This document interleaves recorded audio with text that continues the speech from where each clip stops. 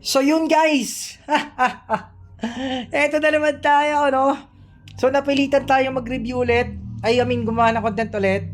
Kasi nakakuha tayo guys ng hinihintay nung iba, no? Na Energy MG full class review. So shoutout kay Guans. Guans, eto na. Pre, para sa ito, no? Nire-request mo. Eto, nagkaroon na tayo ng Energy MG para i-review. Although low level siya, no? Gaya ng STR MG na hiram natin. At least naka-open yung class talent, skill talent nito. Which is yun naman ang importante sa review natin. Okay? So, alam nyo ba guys, bibigyan ko pa kayo ng isang magic tip, no? Ano ba yung kahalagahan na nare-review natin yung lahat ng class dito sa channel natin? Okay? So, para lang sa kalaman nyo, no? Hindi lang kayo, kundi ako rin. Guys, napakalaki ng silbi na nare-review natin yung lahat ng class. Bakit? Kasi nalalaman natin yung lahat ng skill talent, passive nila na guys. Ano yun?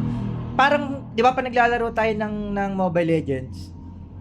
Pag meron tayong kalane at hindi natin alam yung skill at passive ng kalane natin guys, nalulugi tayo sa lane. Bakit? Kasi hindi natin alam kung ano yung mga bibitawan nilang skill eh. Yung lalo na yung mga passive nila. So yun guys yung kainaman na nare-review natin yung class ng iba't ibang class dito sa game na to. Bakit? Kasi nalalaman natin yung pangontra sa kanila, kung ano yung dapat nating gawin. Alam mo yun, parang nagkakaroon tayo ng warning, no? Ng advance warning sa sarili natin para alam natin kung paano lalabanan yung mga class. Nagigets nyo ba yung idea? So para sa akin, napakalaking bagay, no, na na-review natin lahat ng class dito sa channel na to. So hindi lang para sa inyo, actually para sa akin din, pabor na nare-review ko lahat ng class kasi nalalaman ko yung mga skill ng bawat class, nalalaman ko yung mga key skills nila, yung mga pangontra sa kanila, yung mga dapat kong gawin pag itong class yung kaharap ko. Okay, nagigess nyo ba guys? So anyway, eto na yung Energy MG, no, request ng mga tao, no, may mga nagre-request itong class na to. Kasi nga, ang na-review nga lang natin is, tawag dito, ang na-review lang kasi natin guys is STRMG. Okay? So tingnan natin yung last bid natin kung meron tayong comment na pwedeng i-shoutout. Wait lang, check natin. So ayun, meron tayong 80 views kagad. Salamat sa mga nanonood guys, no? Sa lahat ng nanonood sa channel natin, nakakakuha ng tips. Mga nagbibigay ng tip na nagko-comment, mga old player, new player, guys. Sobrang solid nyo. Thank you lagi sa pagsuporta dito sa mga content natin. Anyway, shoutout natin to. At Carla Salutan. 7567. Lodi ko to. Thank you sa comment, bossing. At Ryan J. Jimenez 6744. Boss, next content yung mga different gear like Archangel gear, Freya gear, etc. Okay. So maganda yung comment niya, no? Okay din yung tip niya para i-discuss, no? Walang problema, bossing Ryan J, no? Gagawa natin ng content yan. Okay, next tayo kay at Kevin Valencia 4053. Boss Gab, ano yung skin wing gamit mo, yung color white? Pa-review naman. Tsaka yung elf mo din, boss, angas, color black. Guys, itong mga wing na suot ko, mga event wing to guys, no? Yung wing ng Dark Knight at tsaka ng AE, yung parehong wing niya, ano yun eh? Archangel wing, nakukuha lang yun sa event. Okay. So, sakto yung dalawang comment yung dalawa, no? Since nagre-request si Ryan J ng content para sa mga set, no? Actually, ano yun eh, pasukin natin, pakita ko sa inyo, pasok tayong game.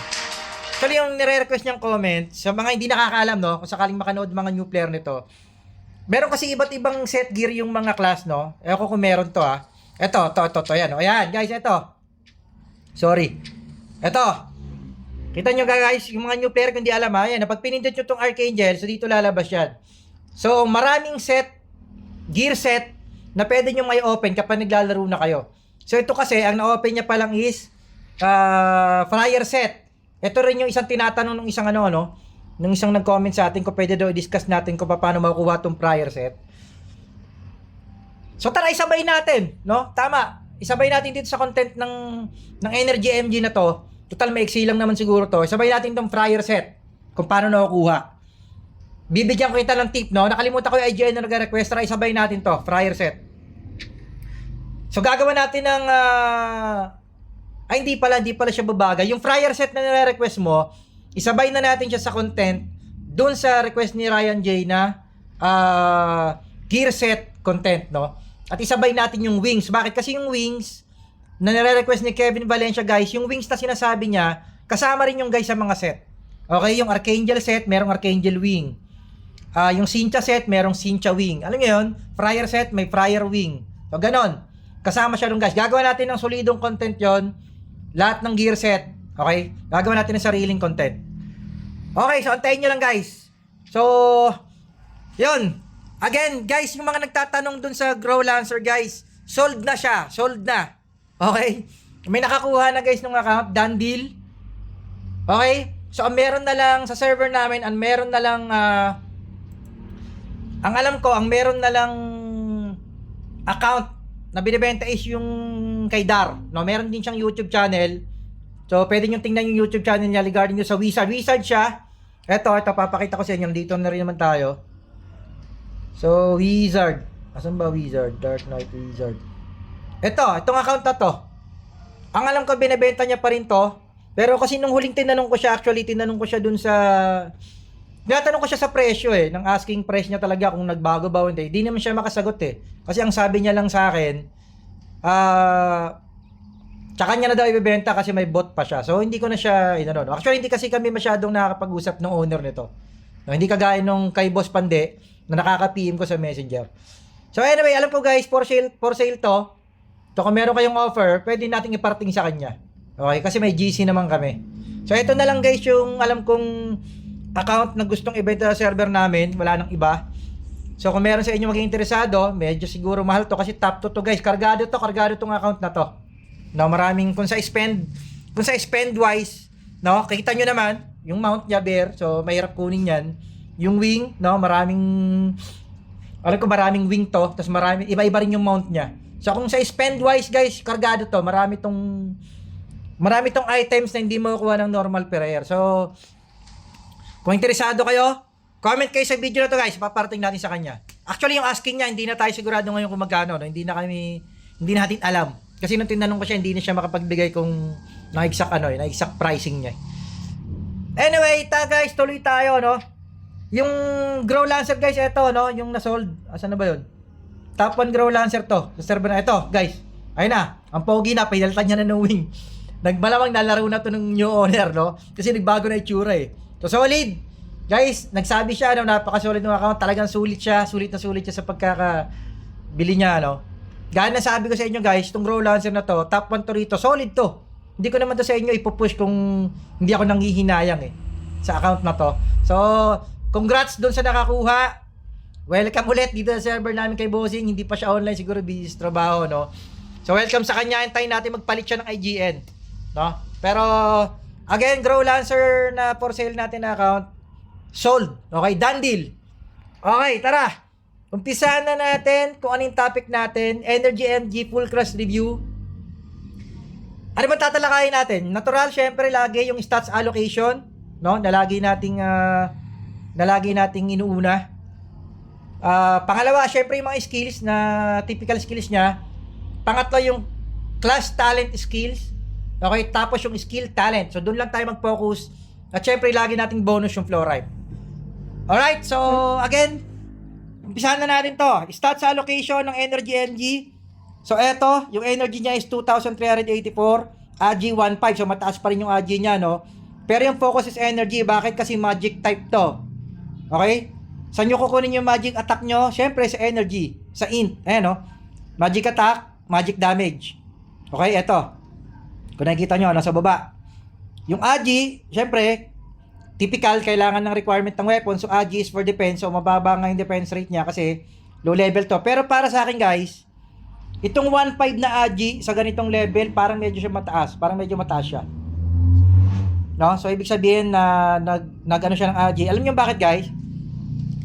Napakalambot kasi ng MG Totoo lang. Pag ako Dragon Knight, gustong-gusto kong bawa sa Clash, no, or sa 5v5, 3v3. Gustong-gusto kong MG tinatalon kasi napakadali niyang pitasin. Okay? So, actually yung STR MG nga, no, na ano ko rin, halos nababash ko nga siya. Pero guys, totoo lang, no, hindi sa pag-ano, para kasing na-nerf nila dito yung na-nerf talaga nila yung MG rito sa MU Monarch. Kaya sana, no, anuhin nila, ang tawag rito, i-ano ba, i-update. Yung i-update ba sana yung tong MG. So actually, hindi pa natin nare-review tong MG na to. Pero yung sa Ester MG, dismayado tayo, no? Anyway, tara, tuloy tayo. So, ayan, energy. So, focus kayo sa energy and Agi. So, syempre si energy kayo kukuha ng attack. Yan yung stats allocation. Move tayo sa skills, no? So, again, skills, typical. Ito yung mga mage skill na laging na-open. Pero sa akin, guys, handheld thunder, napaka-importante. I-level nyo rin siya, no? Ito kasi yung skill na parang panggulo nyo minsan, eh. Pwede nyo siyang panakas or pwede nyo siyang panggulo, no? Pag meron kayong kalaro sa PvP. Lalo na sa Gem Conquest, 5v5, 3v3, no? Malaking bagay. Itong handheld thunder. Okay, Meteor, hindi na 11. Freeze, guys, napaka-importante na itong freeze. Kung ako siguro mag-wizard, MG, or summoner, i-level up ko to. Although, hindi ko alam kung bababa ba yung cooldown pag level 7, kasi dito halos parehas lang, 3.6, 3.6. Tapos, CD niya, 6.2. So, kung tataas, guys, yung duration ng freeze ng freeze, kung tataas yung duration niya, halimbawa magiging ito kasi slows lang, slows for 3.6 seconds. Halimbawa, kung tataas ng slow for 5 seconds, i-level up nyo. Hindi kaya bababa yung cooldown. Kasi napakalaking bagay nitong freeze na to, guys. Ito yung isa sa mga panakas nyo at saka panggank. Halimbawa, kayo manggagank, or kayo, alam niyo, yung may papatayin kayo, pag in-slow nyo, parang hindi ka agad makatakbo. Di ba? Or kung kayo naman ang igagang, or kung papalag sa inyo yung kalaban nyo, halimbawa, Dragon Knight or Grow Lancer, pwede nyo siyang gamitin panakas, kung alam nyo hindi nyo kayang palagan yung kalaban nyo. So, kung ako sa inyo, guys, ile-level up ko tong Priest, tsaka handheld thunder. Kahit siguro level 5, wag nyo siyang pabayaan. No? Laking bagay. So, ito, Twister, di kailangan. Evil Spirit, guys, pang AOE nyo sa Devil Square sa mobs, okay? Or itong Gigantic Storm, dalawa pagpipilian nyo, no? Yung iba kasi pinagtatalunan kung ano mas maganda rito, eh. Pero para sa akin, Evil Spirit kasi malawak yung range, ang alam ko. Okay? So next, Hellfire, pang AOE nyo rin. Ito, Aurora. Gaya ng Wizard, guys, so meron siyang Aurora. Ito yung isa sa mga malalakas na skill ng Wizard at MG, no? Aurora. So, para sa akin, ito yung kailangan nyo i-level up. Pyroblast. So, ito yung parang normal skill ng no? Ito yung parang normal skill na mga wizard. Gaya ng wizard. Itong MG. Ito rin, Pyroblast. Pinaka-importante niyang skill, guys, itong Shadow Raid. No? Ito yung actually parang buff niya. Basahin natin, no? After casting the skill, increase movement speed. Okay, so bibilis yung movement speed nyo. Tapos, reduces physical damage from other player by 50%. So, napakalaking bagay, guys, ng 50%, no, na ma-reduce yung damage. Ang hindi ko lang alam, guys, kung kasama ba doon sa physical damage reduce niya, yung mga physical skill. Fatal Strike, halimbawa. Anyway, basta i-continue natin kasi yung Fatal Strike, guys, meron siyang resist. Ito pala, reduces physical damage from other players by 50% and resist. Ito importante. And resist, freeze, okay, mariresist nyo yung freeze. Fatal Strike ng Dragon Knight, Frozen Blood ng Ester MG, Freezing Arrow ng Agi Elf or ng Elf, at Mangrip, Ester MG, and Earth Rift ng Dark Lord. So mariresist nyo sila. Ang problema nyo, 4 seconds lang ang itatagal nito. So kailangan magaling kayo tsumepo kung kailan nyo pipinutin yung buff na to. So bibigyan ko kayo ng tip, halimbawa, manggagank kayo ng player o kayong igagank, kapag umabot na sa range nyo, okay, di ba may range naman yung attack natin, may circle, okay? Pag umabot na sila sa attack range nyo, no, yung kalaban nyo, pag umabot na siya dun sa attack range nyo, guys, unahan nyo na sila ng pindot. Okay? Bakit? Para kung sakaling mag-counter attack sila, mariresist nyo kaagad. Kaysa pipindutin nyo siya pag nag-clash na kayo. Kasi guys, pag nag-clash kayo, una namang gagawin ng mga kalaban nyo, titira kagad ng mga skill nila yun, eh. Yun naman ang normal nangyayari sa MU Monarch C. Sa unang clash, batuan kagad ng mga skill yun. So para sa akin, bago nyo pa mapang-abot to, no? Alam niyo yung konting-konti na lang, abot na siya ng range nyo, pindutin nyo na yung skill na to para yung unang bato sa inyo ng mga skill, hindi na kayo tamaan. Ma-resist nyo na. Okay? Gawa nga kasi ng 4 seconds lang to. Napakabilis niya. Tapos yung cooldown niya guys, napakatagal. 50 seconds yung cooldown ng level 1. 40 seconds level 2. So hindi malamang kung i-max nyo to, baka maging 30 seconds to or 20. Hindi ko lang alam. So kung ako ang tatanungin nyo, ang pinaka-importanting skill ng Energy NG is itong buff na to. Kung ako sa inyo, i-maximize nyo to. Okay? So napaka-solid itong skill na to. Kailangan nyo itong i-maximize. Okay, so tara punta tayo sa class talent, yung skill niya. Eto. So typical ng mga attack type na skill, no? Hit up, max weapon attack, min weapon attack. So yun naman ang typical. Dati naman na-review natin ganyan yung energy, yung attack type, no?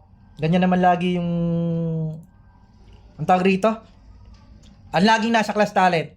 So ito na yung first skill. Scourge. Okay, passive. Guys, passive. Tandaan nyo passive, When dealing magic damage, has a 5% chance to scourge the target for 5 seconds. Ano ibig sabihin ng pinaka-scourge niya? Para siyang burn, no? Or parang poison din, gaya ng poison arrow. Dealing 10% damage per second, so aabot siya ng 50% kasi 5 seconds Up to 3 targets and 3 targets can be scourged at a time. So parang AOE, hanggang 3 player na magkakatabi, pwede niyang abutin. No, ang magiging problema lang kasi dito sa skill na to, since passive siya guys, napakababa nung chance. Okay? Ayun guys, 5% chance para sa akin, napakababa. Pero hindi ko alam kapag ni-level up siya, kung yung level 5 niya is 25%, so goods. Pero kung mag-i-stay lang siya sa 5% guys, napakababa nito. 5%, di ba? Yung chance na ma-burn yung kalaban. Samantalang yung poison arrow, pag tinira mo ng poison arrow, may damage per second talaga yun. Tsaka yung poison ng wizard. So, di ba? Doon pa lang ang layo na. So, gaya na sabi ko sa inyo guys, di ba? Napaka-nerf, no? Ng skill ng MG. Sa totoo lang, hindi siya satisfying. Isipin niya 5% guys, kung 25% or 20% na lang, so okay pa Di ba? Pero kung 5%, sobrang baba ng percentage na yon para ma-burn yung kalaban. Kung ikukumpara nyo sa poison arrow ng AGL, na pagtira niya, poison arrow kaagad yun. Di ba? Tsaka yung poison ng wizard. Anyway, move tayo. Yan yung skill niya, wala tayong magagawa.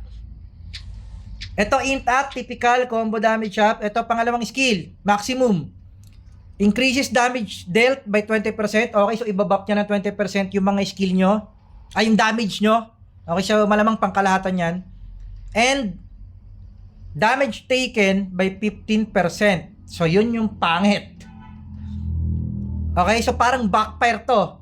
Ibabuff niya yung sarili nyo para tumaas yung damage nyo ng 20%. Ang problema, yung damage taken nyo naman, tataas ng 15%. So ang pangit, no? Alam mo yun, binap mo sarili mo, tapos dinibuff mo sarili mo. Parang, di ba? Ano ba yun? Binap mo nga sarili mo para lumakas ka Pero i-debuff mo naman yung sarili mo. So, halimbawa, kunyari, nang-gank kayo, na papatay kayo ng player, bawa, Dragon Knight. Tataas yung damage nyo sa Dragon Knight, which is hindi nyo naman madaling patayin yung Dragon Knight. Ang problema, yung damage taken nyo, 15% more. Paano pag tinalong ka ng Dragon Knight, raid, sabay fatal strike, di ba? Ewan ko ba rito sa skill ng MG kung bakit ganito ang ginawa nila, no? Parang, di ba, binap mo sarili mo, kaso nga lang, parang dinibap mo rin sarili mo. In-enhance mo yung damage mo, pero yung damage na matatanggap mo, di ba, in-enhance mo rin para sa kalaban mo. So, anyway, hindi ko talaga maintindihan kung bakit, no? Pero guys, yun yung pagkakaintindi ko. Ewan ko na lang kung ang sinasabi niyang and damage taken by 15% kung sa kalaban din, Kasi kung in-increase niyo yung damage dealt nyo, guys, ganito kasi pag sinabi kasing damage dealt, ito yung madi-deal damage nyo dun sa kalaban. Ito yung damage na may babato nyo sa kalaban. Okay? Yun yung damage dealt. Di ba? Ngayon, pag sinabi kasing end damage taken by 15%, sa bagay end siya, hindi but. No? Pag end kasi, parang sinusuportahan niya yung ano eh. Pag bat kasi ang sinabi, parang contradict eh. So, hindi nga yung klaro to, no? Ang ano ngayon dito, hindi siya klaro. Hindi siya klaro kung para sa kalaban ba tong damage taken, no? Or damage dealt. So, hindi ngayon siya klaro, no? Yun ang ano niya. Anyway, tuloy natin, no? So, yun ang ano niya, yun ang wala tayong magagawa, no? Yun yung skill niya eh. Nalatay. Pero sana guys, no? Sana mali lang ako naintindi. Parang mas okay sa akin kung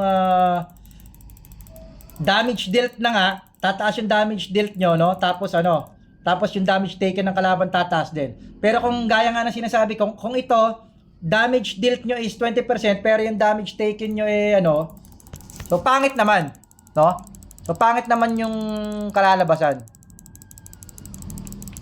Anyway, so kung yun ang ano niya, kung yun ang alam mo yun, kung yun talaga yung skill na para sa kanya, so wala na tayong magagawa ron. No? Tara! Move tayo! So ito Aurora upgrade, ganun din, typical, no? Ito naman talagang ina-upgrade Aurora. Pyroblast, AoE, so ang typical na ina-upgrade ito nasa gitna. So upgrade nyo yung Aurora upgrade nyo. So punta na tayo sa last skill. Tara, eto. Dark Pyroblast. Okay, deals 450% damage to a single target. Ito, solid.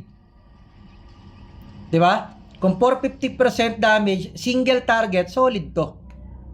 Guys, para sa akin. So, isipin nyo, ganito kalaki 450% damage. Kung attack nyo is 10,000, 450% damage, so parang times 4.5 kasi yun eh. Kung 10,000, di 40k, 45k, no? Ang damage na madideal nyo. Ito, solid. Tapos ang baba ng cooldown guys, 30 seconds oh. So level 1 to, hindi ko alam kung ano level 2, level 3. Pero para sa akin solid to. So yun, tara guys, punta tayo sa skill talent. So guys, nasa silent ako kasi parang alam mo yun, na hindi ako nasa-satisfied talaga sa ayun ko yung STRMG, ganun din yung review natin parang di rin siya maganda. Anyway, tara. So skill talent niya is Pyroblast. Okay, damage increase 7.5%. Grabe, di pa ginawang 15%. Pero parang yung STRMG parang 22.5% yung naalala ko eh. Hindi ako nagkakamali. So T2 Pyroblast additionally deals 25 is plus. So wait, parang kagaya ng parang kagaya ng Wizard no? Additional deals 25% splash damage to player. So parang kagaya ng Wizard, yung T2 niya. T3, Pyroblast now explodes 3 more enemies. Oh guys, kopyang-kopya nga. Ayun na. Kagaya siya ng Wizard. Parehong-pareho. Yung definition ng skill talent ng Pyroblast. Parehong-pareho. Talaga. Ayun So anyway, tara move tayo sa pangalawang skill, yung maximum. Okay, damage bonus 15% more. Tingnan nga natin yung maximum niya. So 20% plus 15 magiging 35% more damage. So sana guys para sa akin sana itong damage taken is para sa kalaban, hindi para sa iyo. Kasi kung itong damage taken ay para sa sarili mo, kung MG ka, talagang kaya pala. Totoo lang guys, napakadali kasi patayin ng MG na nyo ba? Ang bilis niyang patayin, promise.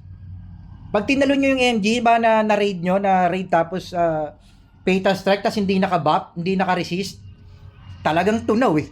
Anyway, tuloy natin, maximum. So plus 15% goods. Ito T2. For every 10% loss HP, okay? In maximum status, damage is increased by 2.5%. So pag pababa yung buhay mo, madadagdagan ng 2.5% yung damage mo. So kung 50% na nawawala sa iyong buhay, madadagdagan ka ng 12.5%. So ang baba, no? Para sa akin, ang baba 12.5 lang. 50% na buhay mo. Isang fatal strike na lang siguro, baka mamatay ka na kung 50% buhay mo Kasi guys, mababa HP ng MG Tapos wala siyang depth buff na kagaya nung Yun ang kasi problema sa MG guys, wala siyang depth buff na kagaya ng Wizard. Kaya yung Wizard kasi medyo makunat ng konti. Okay?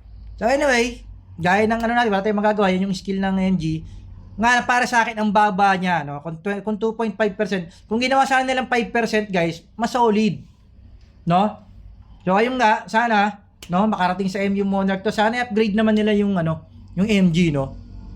Masyadong para sa akin, STR MG tsaka Energy MB sa nababasa ko ngayon, parang masyado siyang nerf, no?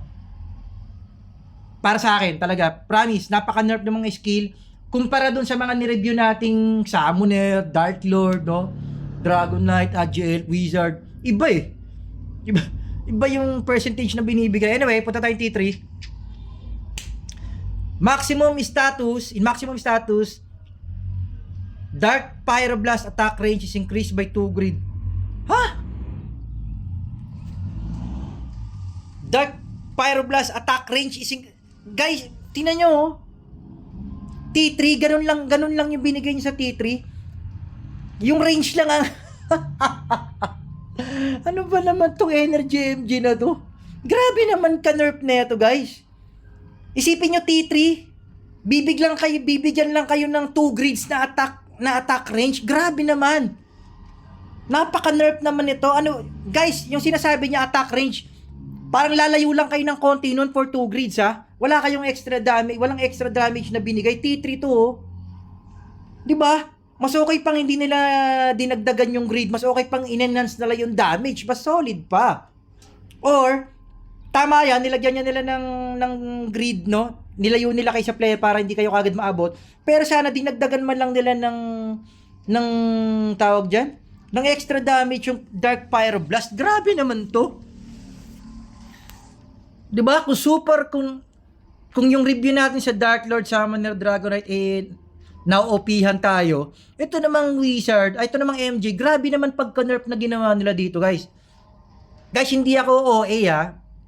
Para sa akin, guys, napakawalang kwenta nitong T3. Guys, T3, ulitin ko, yung skill talent, para kasing A-game skill ng mga class to. Napakahirap nito ipa-level, no? Ang tagal bago nyo ma-open tong mga skill talent na to, lalo tong T3. Tapos ang ibibigay lang sa'yo is 2 grid. Bibigyan ka lang ng distance na 2 grid. Napaka-nerf naman ng skill na to. Grabe. Sabihin ng OA ako, pero grabe Monarch ha. Grabe naman nerf niya sa MG. Isipin nyo, T3, bibigyan ka lang ng 2 grid distance. Ang pangit. Grabe naman to. Sobra. Grabe, sobra. Ayaw ko guys ha, kayo na umusga no. Pero para sa akin, down to, no? Down to. Isipin niyo down tong T3 na to. Ang hirap i-level up ng skill talent. Napakaraming MUC uubusin mo. Tapos bibigyan ka lang ng T3, 2 grids. Palalayuin ka lang ng konti. Napaka-nerf eh. Ewan ko, guys, no, para sa akin down to, no? So, bossing ones, sana mapanood mo tong video na to, no? So, ito yung skill talent na napili mo, class. Napaka-nerf, pare. Sobra. Grabe to, guys. Para sa akin, nerf tong ano na to. Anyway, move tayo sa third skill, no? Baka sobrang OP naman ng Pyroblast, nung Dark Pyroblast. So, tingnan natin. Punta tayo sa exciting part, Dark Pyroblast. So, T1, okay, in-upgrade niya ng 15% more damage. So, kung 450%, magiging 465%. Di pa ginawang 20%, no? Anyway, goods na rin. Ito, T2. Dark Pyroblast ignores 100% of the target's defense. Ito, solid. Ito, pambawi. No? Ito, pambawi. Gaya nung Summoner, ignores 100% of target's defense. Ito, solid. Oh, ito naman, pambawi dun sa kaninang nadidismaya ako. Kung ito walang kwenta, tong T3 na to, ito naman T2 na to, ito solid. Ito yung kagaya sa Summoner eh. Yung i-ignore nyo yung defense. So kahit na 100k defense ng kalaban nyo, ignore defense, solid.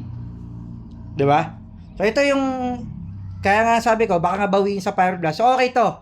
At least dito sa Dark Pyroblast na to, solid tong binigay nila. Ignores 100% of target's defense. So, gaya nga ng Summoner, no? So, sana yung T3 mas maganda. O, eto na, guys, T3. Sabay-sabay nating tingnan. Pero para sa akin, T2, napaka-solid. 100% Ignore defense, solid yan. T3, level 5, eto na, tara.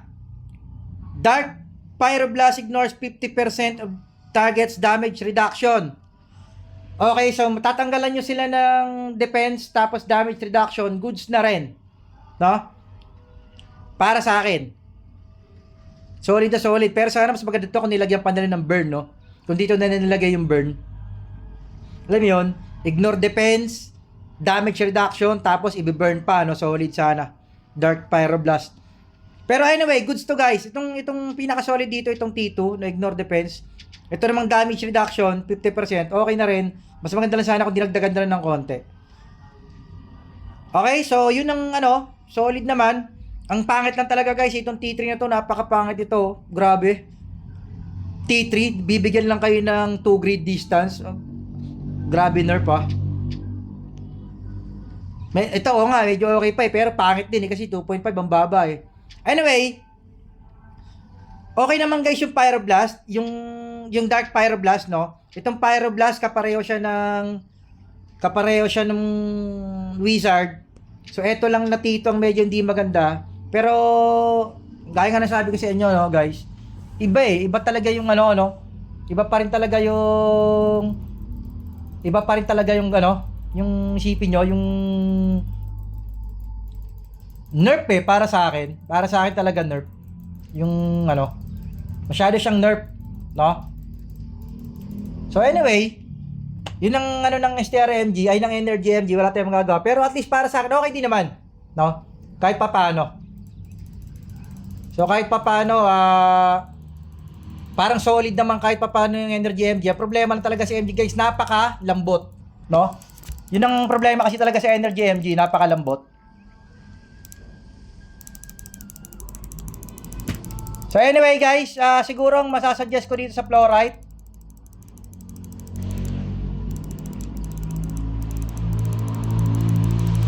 ano ba magandang Fluorite? Siguro guys, tag rito. Best Fluorite sa kanya is Fire siguro, no? Para sa akin. Kasi dapat hindi kayo abutin ng kalaban eh. No? So dapat hindi kayo abutin ng kalaban. No? Kung kayo Energy MG, ang pinaka best tip ko sa inyo, wag kayo magpapaabot sa kalaban. Yun ang pinaka. Kasi guys, ang problema kasi sa Energy MG, wala silang blink kagaya ng Wizard. No? Hindi kagaya ng Wizard na may talon eh. May in and out yung Wizard eh. Ito kasing Energy MG, wala namang in and out. No? Although maganda yung resist niya, pero iba pa rin, no? Iba pa rin yung blink eh. Iba pa rin yung Wizard kasi talagang makakatakbo yun eh. Nakakatakbo yung mga Wizard. Di kagaya nitong Energy MG. Pag hinabol ka nito ng mabilis na mount tapos hindi naman maganda mount mo, aabutan ka. Sigurado. No? So para sa akin, Fluorite, no? Ulitin ko. Fire, no? Pinakamaganda dito is Fire para sa akin. Solid yung Fire Fluorite para sa Energy MG. Bakit? Gawa nga ng passive niya, no? Na kasi yung passive ng ng Fire eh. Peaks, ayun, no? Yung max level is 7,086. 30% chance, mataas yung chance tapos peaks yung damage. So, yun lang guys, no? Yung Energy MG natin. So, although may good part, may bad part, pero para sa akin guys, nerf pa rin, no? Energy MG.